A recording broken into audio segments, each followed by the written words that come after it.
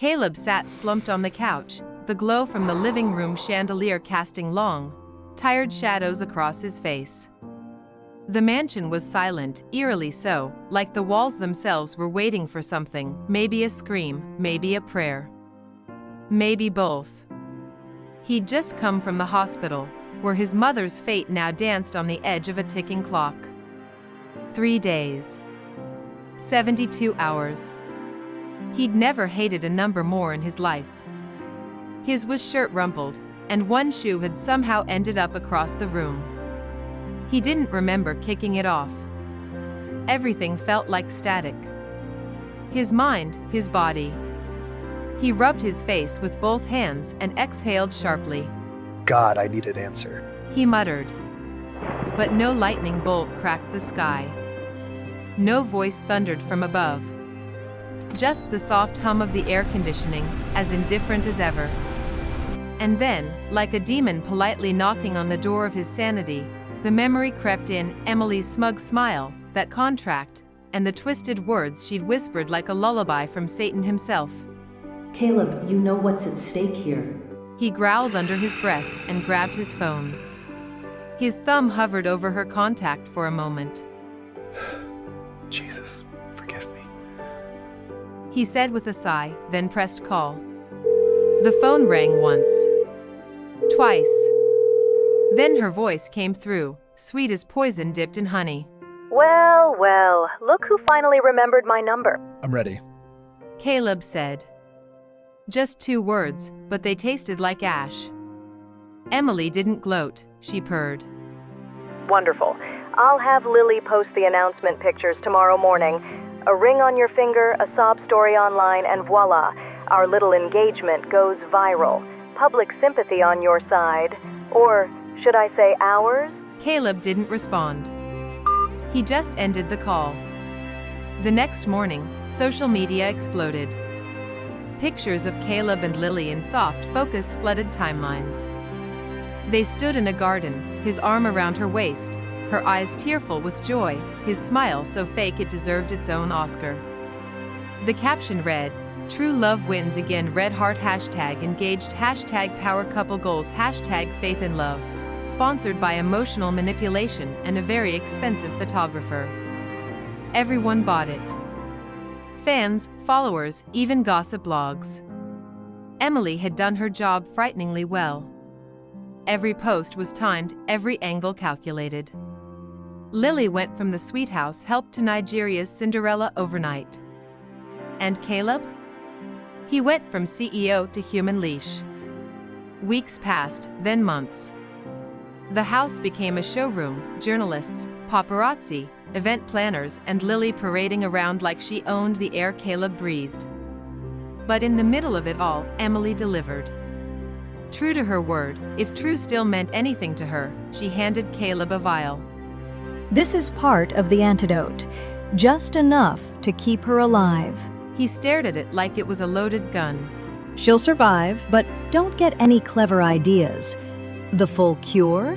That's a wedding gift. After the vows. He took it. That night, under hospital lights that hummed like guilt, he watched the 4 drip do its job. Mrs. Clark's heart stabilized, but she didn't wake up. Not yet. The doctors were shocked at the improvement. Called it a miracle. Caleb knew better. It wasn't a miracle. It was a leash. And the other end was in Emily's perfectly manicured hands. Back at home, Caleb sat once again on his couch, staring at the now infamous engagement ring on his finger. It gleamed like a diamond. And felt like handcuffs. Lily walked past, smiling like a woman who'd won the lottery. Caleb didn't even blink. Dinner later? She asked casually. He didn't answer and she shrugged. You'll come around eventually. I mean, I am everything you ever wanted, beautiful and loyal.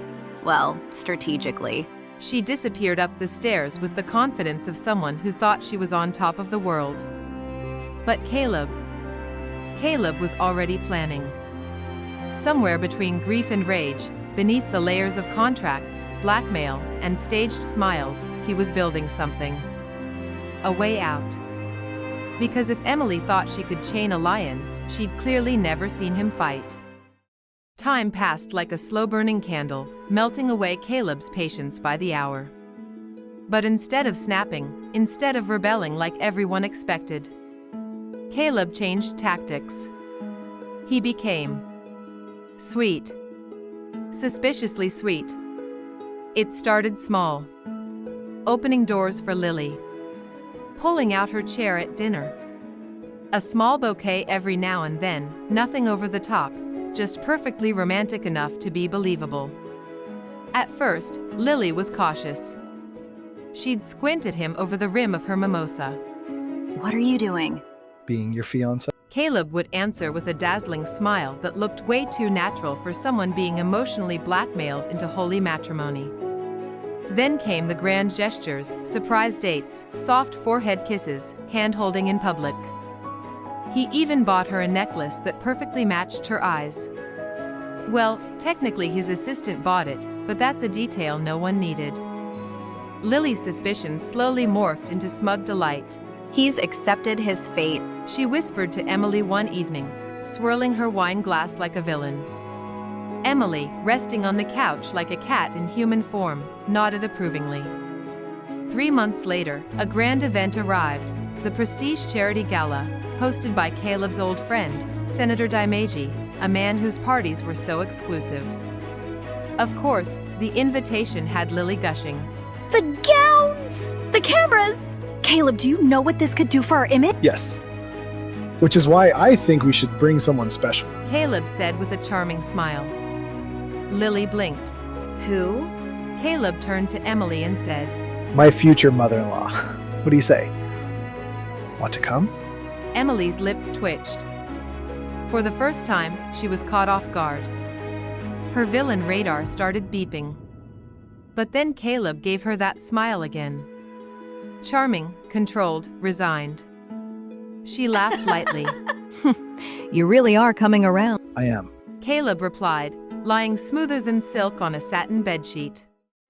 The night of the gala arrived.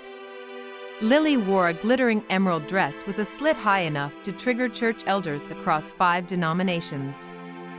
Caleb wore a classic black tux, and Emily? Oh, Emily showed up looking like a billionaire's widow from a telenovela. Black satin, blood-red lipstick, diamonds that could blind the sun. She looked good, and she knew it. The venue was breathtaking. Chandeliers that looked stolen from Versailles, champagne that bubbled like gossip in a salon, and guests so rich even their bodyguards had gold-plated cufflinks. Caleb led them through the crowd like a seasoned showman. Ladies, I'd like you to meet some friends. First up, a Nollywood actor whose smile could melt asphalt. Then a retired football legend who winked at Lily and left her giggling like a high schooler. Next, a global fashion designer Emily had been dying to meet, but Caleb wasn't done yet. He turned to Emily and said, And last but not least, this is my business partner, Damian Simons. The man stepped forward with a smolder that made the candles flicker. Pleasure to meet you, Emily. He said, holding out his hand. Emily blinked. Twice. Was that butterflies? Oh, She said, adjusting her shawl a bit too obviously. pleasure's mine. From that point on, Emily and Damien were practically inseparable. They laughed, whispered, disappeared from the main ballroom for a quiet conversation. By the time the event wrapped up, they'd exchanged numbers and were already talking about calling each other. Lily noticed. Is my mother flirting? Caleb gave a sheepish grin. Looks like it. Lily tilted her head. Should I be worried? Caleb looked at her, eyes twinkling with mischief. Not at all. I think it's adorable. But inside? Inside, he was grinning like the devil at a victory parade. Because Emily, cold, calculating Emily, had finally taken the bait. And when a spider follows the fly into your web, all you have to do is wait.